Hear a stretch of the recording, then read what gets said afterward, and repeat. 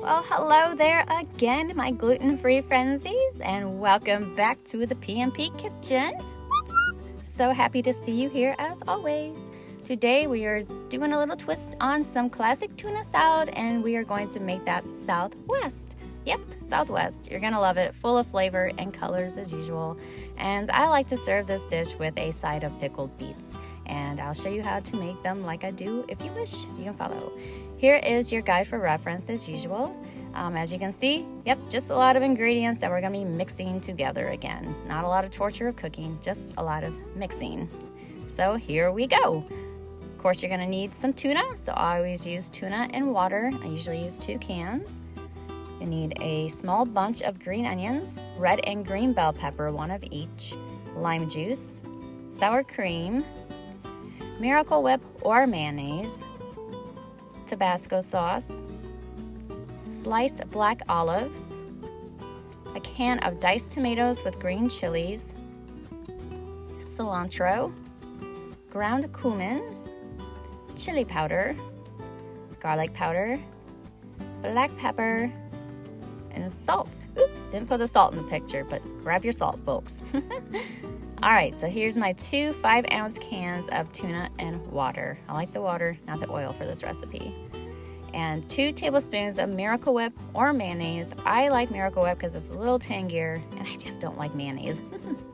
You'll need 2 tablespoons of sour cream, 2 tablespoons of lime juice, 1/4 teaspoon of garlic powder, 1/4 teaspoon of salt that I forgot to put in the photo. Grab your salt. A 1/2 teaspoon of ground cumin, 1/4 teaspoon, 1/4 teaspoon of chili powder, 1/8 teaspoon of black pepper, 2 tablespoons of cilantro, and Tabasco sauce to taste. I love this. It really enhances the flavor, so go ahead, take the edge off, use it. I use about 1/2 teaspoon. You won't regret it.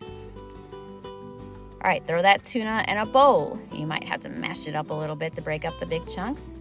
And then add all of those spices, your lime juice, sour cream, and your dressing of choice, your Miracle Whip or your mayonnaise, into the bowl.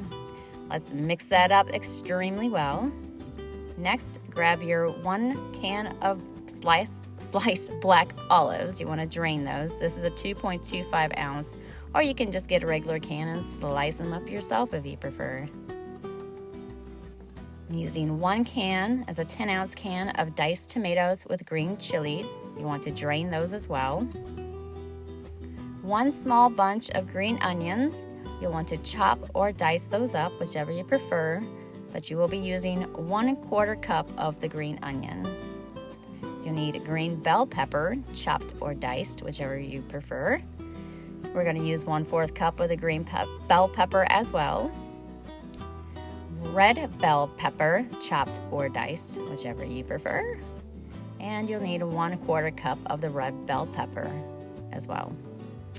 All right, let's add those to that bowl of the tuna with the spices that you just made and mix it together very well. Get all those things mixed up. And then you want to refrigerate it for at least 1 hour. All right, let's move on to our side item, the pickled beets. Here are the ingredients. Now, of course, you can always go pick up a can or a jar if you like on your own, or you can make them the way I do. If you're making them at home, we need 1 15-ounce can of sliced beets, apple cider vinegar, distilled white vinegar, granulated sugar, and salt. So here's my 1 15-ounce can of sliced beets. I use 1/4 cup of apple cider vinegar, 1 tablespoon of distilled white vinegar, 1/4 cup of granulated sugar, and 1 teaspoon of salt.